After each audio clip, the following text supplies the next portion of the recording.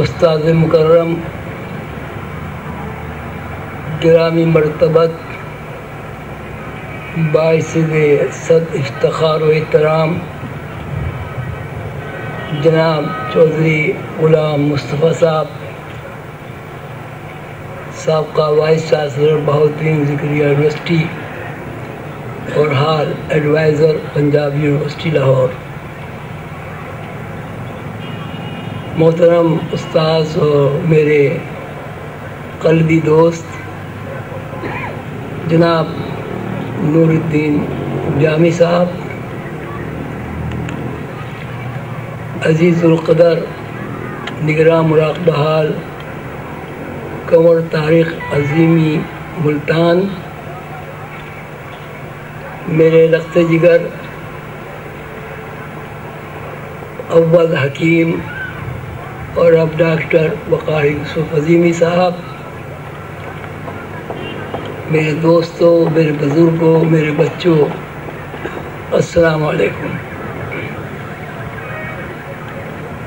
صبح 9:30 بجے سے آپ تقریباً 6 بجے تک مصروف رہے، اور یہ مصروفیت الحمدللہ علم کی تلاش اور تحقیق کی مصروفیت تھی۔ ہم نے 3 ماہ پہلے ہماری مینیجنگ کمیٹی نے، مراقبہ حال کی انتظامیہ نے یہ طے کیا تھا حسب سابق اس مرتبہ 26 جنوری کو ورکشاپ نظریہ رنگ و نور پر ہوئی، اور اسی وقت ہم نے تمام مراقبہ حال کے انچارج صاحبان کو ٹیلی فون کے ذریعے، خط کے ذریعے، ای میل کے ذریعے یہ درخواست کی تھی کہ سبقاً نظریہ رنگ و نور کو پڑھا جائے اور چھوٹی چھوٹی ورکشاپ کی جائیں، گروپ وائز ڈسکشن کیا جائے، اس لیے کہ 26 جنوری کو اس کے اوپر بہت سارے لوگ، تمام دنیا سے آنے والے حضرات و خواتین، masters, P H D doctor, حکماء، انجینئر، افسران، حکام بیٹھ کر افہام و تفہیم کریں گے۔ نظریہ رنگ و نور کے اوپر آج ورکشاپ ہوئی۔ یہ بڑی عجیب سی بات ہے کہ رنگ و نور کا بھی نظریہ ہوتا ہے۔ ہمارے سامنے مختلف نظریات ہیں، ہم نظریہ کہتے ہیں، انگریزی پڑھے کے لوگ اس کو تھیوری کہتے ہیں، big bang theory, Darwin theory, اضافت کی تھیوری، مختلف تھیوریز جو ہیں وہ سننے میں آتی ہیں، اور اس پہ افہام و تفہیم بھی ہوتی ہے،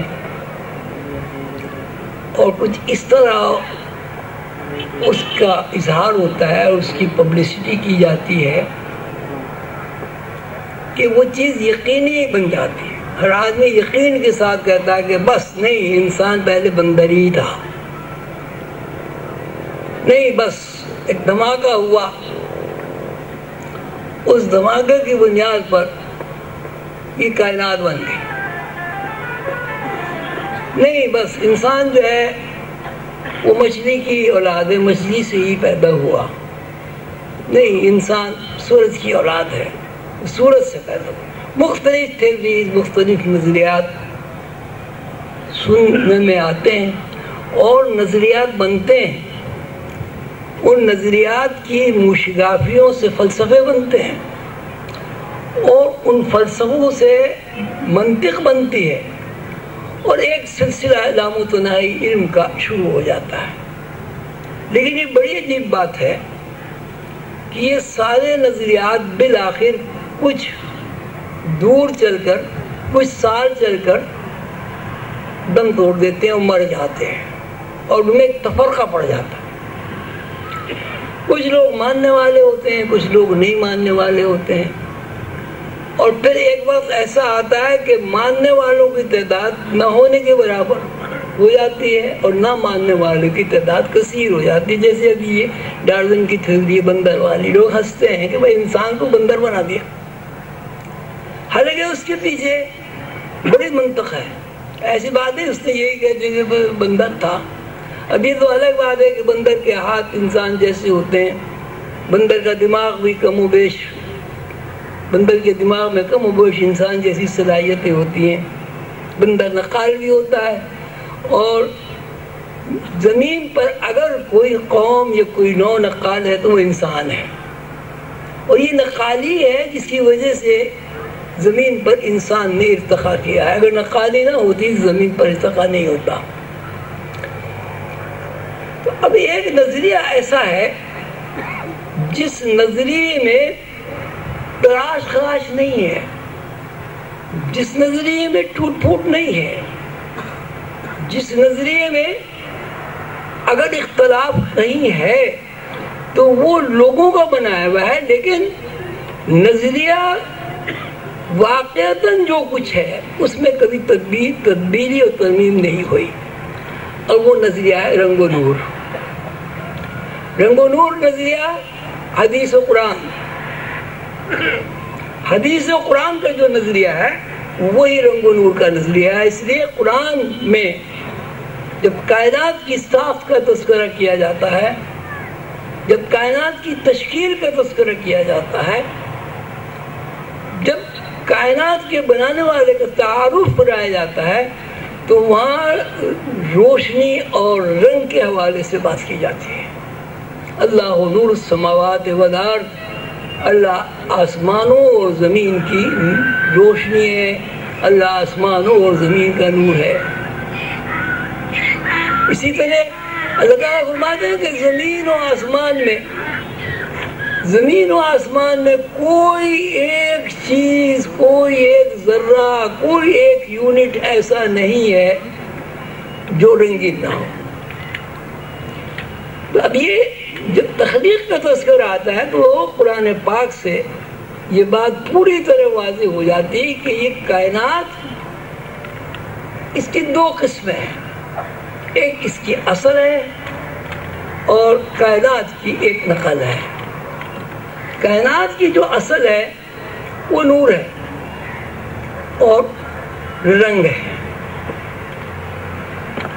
مجھے وہ یاد نہیں آ رہی، کیا یاد ہے بھائی؟ وما ذرأ لكم في الأرض وما ذرأ لكم في الأرض مختلف ألوانه إن في ذلك لآيات لقوم يذكرون، کہ زمین میں ہر چیز رنگین ہے۔ اور اللہ تعالیٰ فرماتے ہیں یہ بات ہم اس لیے فرما رہے ہیں تاکہ محقق لوگ، باشعور لوگ، شعور آگاہ لوگ، تفہیم کرنے والے لوگ اللہ کی نشانیوں پر غور و فکر کریں۔ تو یہ جو نظریہ رنگ و نور ہے، بظاہر یہ الگ سا ایک نام لگتا ہے نظریہ رنگ و نور، لیکن پھر واقعی یہ حدیث و قرآن کا نظریہ ہے کہ ساری کائنات پہلے نور کے خلاف میں بند ہے، اور نور کے خلاف میں سے نکل کر پھر یہ روشنیوں کے خلاف میں بند ہے۔ وہ ساری روشنیاں ہی حواس بنتی ہیں، اور وہ ساری روشنیاں ہی اللہ کی تخلیق ہے۔ تو یہ آج آپ ماشاءاللہ صبح سے شام تک نظریہ رنگ و نور کے تشریح میں مصروف رہے، اور ایک آدمی کے خیالات آپ نے نہیں سنے، بلکہ ہر میز پر 10 آدمی نے اپنے اپنے خیالات کا اظہار فرمایا۔ اور شام کا ایک فائدہ یہ بھی ہے کہ ایک آدمی کوئی بات جانتا ہے، ایک آدمی کوئی بات سمجھتا ہے، ایک بات کسی آدمی کے ذہن میں آئی تو وہ 10 اور آدمیوں سے شیئر کرتا ہے، اور وہ 10 سے 10 اس ایک آدمی سے شیئر کرتے ہیں. تو اس کا مطلب یہ ہوتا ہے کہ ایک ہی بات کو 10 مختلف زاویوں سے سمجھنے کی کوشش کی جاتی ہے، اور جب 10 مختلف زاویے سے کسی بات کو سمجھنے کی کوشش کی جاتی ہے تو یقیناً اس کے اثرات، اس کے نقوش حافظے میں محفوظ ہو جاتے ہیں. آپ نے یہاں سارا دن گزارا، یقیناً آپ میری بات سے اتفاق کریں گے کہ آپ کے علم میں اضافہ ہوا. کیوں بھائی اضافہ ہوا؟ سب ایک ساتھ کہیں، یقیناً آپ کے علم میں اضافہ ہوا. تو یہ جو ورکشاپ ہم لوگ اہتمام کرتے ہیں آپ کے لیے ہر سال، اس کے پیچھے ہمارا مقصد یہی ہوتا ہے کہ حضور پاک صلی اللہ علیہ وسلم کے امتی ریئلٹی سے واقف ہوں، ان کے ذہن میں یہ بات بھی آ جائے کہ فکشن کیا ہے اور ریئل کیا چیز ہے، حقیقت کیا ہے اور غیر حقیقت کیا ہے، غیر مرئی چیز کیا ہے، مرئی چیز کیا ہے. اب تک ہم نے جتنے بھی ورکشاپس کی، مثلاً ہم نے ایک ورکشاپ کی قرآن اور لیزر بیم، اس میں قرآنی آیتوں کے حوالے سے اس بات کی طرف توجہ دلائی گئی ہے کہ سائنس کی کوئی ایجاد ایسی نہیں ہے جو کسی انسان کی اپنی ذاتی میراث ہو. ہر ایجاد جو اس دنیا میں ہے، چونکہ ایجاد اس وقت تک نہیں ہوتی جب تک کہ پہلے سے کوئی چیز موجود نہ ہو، اس لیے اس ایجاد کا جو تعلق ہے وہ براہ راست اللہ تعالیٰ کی حکمت سے ہے اور اللہ تعالیٰ کے علوم سے ہے. الحمدللہ آپ نے ورکشاپ میں حصہ لیا، بہت سارے لوگ رہ بھی گئے، وہ ہماری مجبوری تھی کہ ہم ان کو اس ورکشاپ میں شریک نہیں کر سکے. تو میں بس یہی مختصر سی بات آپ سے عرض کرنا چاہتا ہوں کہ یہ جو نظریہ رنگ و نور ہے، یہ ایک ایسا نظریہ ہے جو انسان کو ریئلٹی سے واقف کرتا ہے، انسان کو مخلوق کے درمیان رشتہ ہے، انسان کو ان صلاحیتوں سے واقفیت حاصل ہو جاتی ہے جن صلاحیتوں کو استعمال کر کے کوئی انسان وہ علوم سیکھ سکتا ہے جو ہمارے باپ حضرت آدم علیہ السلام کا ورثہ ہے. اور وہ علوم حاصل ہو جاتے ہیں جن علوم کی بنیاد پر کوئی انسان خالق حقیقی اللہ سے تعارف حاصل کر لیتا ہے اور اللہ کے محبوب حضرت محمد مصطفیٰ صلی اللہ علیہ وسلم کی خوشنودی حاصل کر لیتا ہے اور اللہ کے محبوب محمد صلی اللہ علیہ وسلم کی حقیقت کو جان لیتا ہے. مجھے حضور قندر بابا اولیاء رحمۃ اللہ علیہ نے ایک واقعہ سنایا کہ حضور پاک صلی اللہ علیہ وسلم تشریف فرما تھے، وہاں صحابہ کرام بھی تشریف رکھتے تھے. وہ تراہم ینظرون الیک وہم لا یبصرون، وہ تجھے دیکھ رہے ہیں لیکن تجھے نہیں دیکھ رہے ہیں. اللہ حضور پاک صلی اللہ علیہ وسلم وہ تراہم ینظرون الیک، وہ دیکھ رہے ہیں تیری طرف لیکن تجھے نہیں دیکھ رہے ہیں. تو اس پہ حضرت علی نے فرمایا یا رسول اللہ میں نے آپ کو دیکھا. حضور پاک صلی اللہ علیہ وسلم نے فرمایا اے علی تو نے ہمیں کہاں دیکھا؟ تو حضرت علی نے فرمایا میں نے آپ کو بدر میں دیکھا. تو حضور نے فرمایا نہیں علی تم نے ہمیں نہیں دیکھا. پھر حضرت علی نے کہا ہے یا رسول اللہ میں نے آپ کو احد میں دیکھا. تو حضور نے فرمایا نہیں دیکھا اب دیکھو. جو حضرت علی نے سیدنا حضور علیہ السلام کی طرف توجہ کر کے دیکھا تو حضور قلندر بابا اولیاء نے فرمایا اسی وقت گر کر بے ہوش ہو گئے. وَتَرَاهُمْ يَنظُرُونَ إِلَيْكَ وَهُمْ لَا يَبْصِرُونَ. وہ تیری طرف دیکھ رہے ہیں، تجھے نہیں دیکھ رہے ہیں. تو ایک دیکھنا تو یہ ہے جیسے میں آپ کو دیکھ رہا ہوں، آپ مجھے دیکھ رہے ہیں. تو یہ دیکھنا فکشن میں دیکھنا ہے، یہ دیکھنا مادیت میں دیکھنا ہے، یہ دیکھنا محدودیت میں دیکھنا ہے، یہ دیکھنا پردے میں دیکھنا ہے. اور ایک دیکھنا یہ ہے کہ میں آپ کی روح کو دیکھ رہا ہوں، آپ میری روح کو دیکھ رہے ہیں. وہ اصل دیکھنا ہے.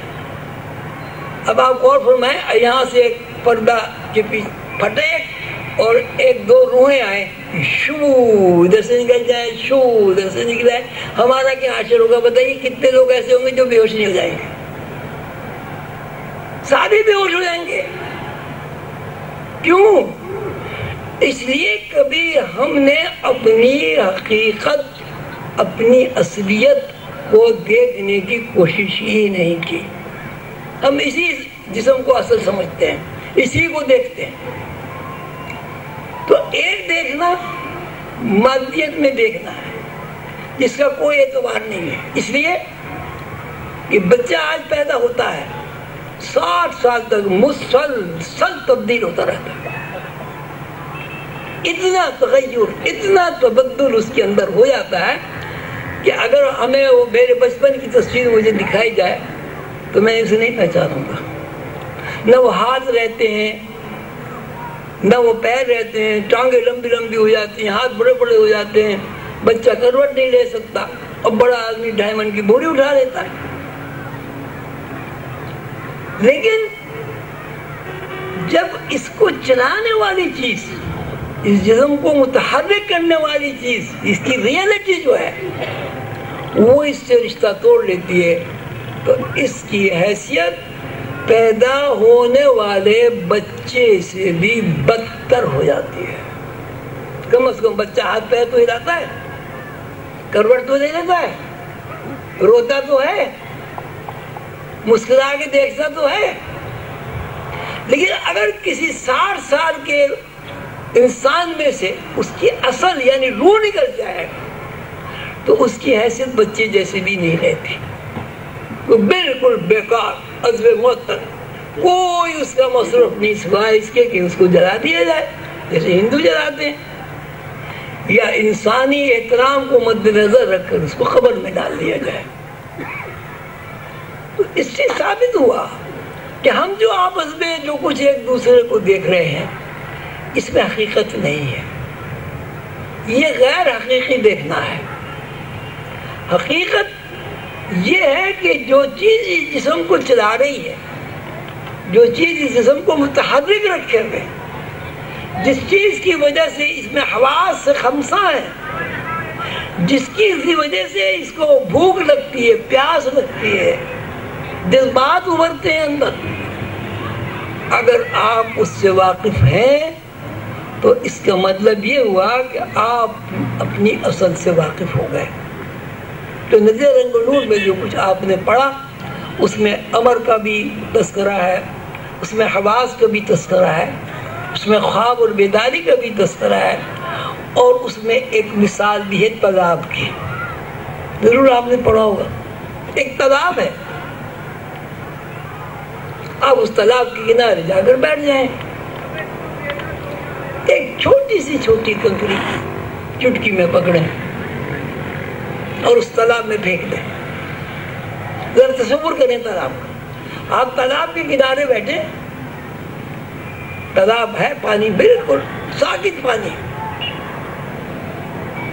آپ نے ایک کنکری اٹھا کے تالاب میں پھینک دی. کیا ہوگا؟ یہ ہوگا کہ تالاب کے اندر لہریں بنیں گی. 1 2 10 20 100 200 لہریں بنیں، اور وہ لہریں بھی تالاب سے بن کے کناروں تک پہنچیں گی، کناروں تک پہنچیں گی، اور کناروں پر پہنچ کر وہ غائب ہو جائیں گی. پھر لہریں بنیں گی، کہ اس کنکری کی فورس وہ کتنے بھی کم ہو، تالاب کے پانی میں رہے گی، لہریں بنتی رہیں۔ آپ کا کچھ ویژن بن رہا ہے تالاب کا؟ کیوں بھائی؟ میرے خیال ہے تھوڑے لوگوں کا بن رہا ہے۔ کبھی تالاب نہیں دیکھا آپ لوگوں نے؟ تو میں کیا کہہ رہا ہوں، میں تالاب کے کنارے بیٹھا ہوں، آپ بھی سمجھے آپ بھی تالاب کے کنارے بیٹھے ہیں۔ آپ تالاب میں ککڑی پھینکتے ہیں، کیا ہوتا ہے اس میں؟ لہریں بنتی ہیں۔ وہ لہریں کہاں جاتی ہیں؟ کنارے پہ جا کے غائب ہو جاتی ہیں، پھر لہریں بنتی ہیں، پھر غائب ہو جاتی ہیں، پھر لہریں بنتی ہیں، پھر یہی ہوتا ہے نا۔ تو یہ کائنات بھی ایک تالاب ہے۔ تالاب چھوٹی چیز ہے، سمندر کہہ دیجیے، لیکن سمندر میں لہریں اور طرح کی ہوتی ہیں، تالاب میں تو اس کو مثال کے طور پر سمجھیے، کائنات ایک تالاب ہے۔ جب ہم نے کنکری ماری اور اس میں لہر بنی، وہ لہر جو ہے وہ سمجھیے کہ ایک نو ہے، درخت کی نو، پرندے کی نو، مثال ہے یہ، درخت کی نو، پرندے کی نو۔ اب جب ہم اس لہر کو ایک نو تسلیم کرتے ہیں، مثال کے طور پر جب اس نو تسلیم کرتے ہیں، اس میں ایک انسان کی بھی نو ہے، تو آپ یہ بتائیں کہ اس نو کی اصل کیا ہوئی؟ تالاب کا پانی؟ تالاب تو کوئی چیز نہیں ہے، تالاب اگر خالی ہو تو اس کا کوئی مسئلہ نہیں، مطلب نہیں نکلتا، تالاب کا پانی۔ تو اسی صورت سے یہ ساری جو کائنات ہے اس کی بیس ہے نور۔ جیسے اب تالاب کے پانی کو اب آپ نور کہہ لیں، کہ نور کا بہت بڑا تالاب ہے، ساکت پانی ہے۔ اب اس میں آپ کوئی فورس ڈالتے ہیں، کوئی طاقت ڈالتے ہیں۔ طاقت کنکری کی بھی ہو سکتی ہے، طاقت پھونک کی بھی ہو سکتی ہے، طاقت آواز کی بھی ہو سکتی ہے، ہو سکتی نہیں ہو سکتی، آواز میں فورس ہوتا ہے نہیں ہوتا؟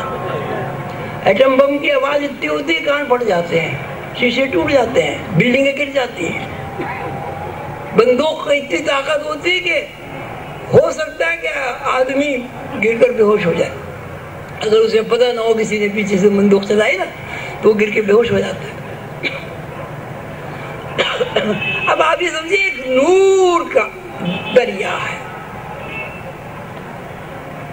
اب اس نور کے دریا میں اللہ تعالیٰ فرماتے ہیں کن،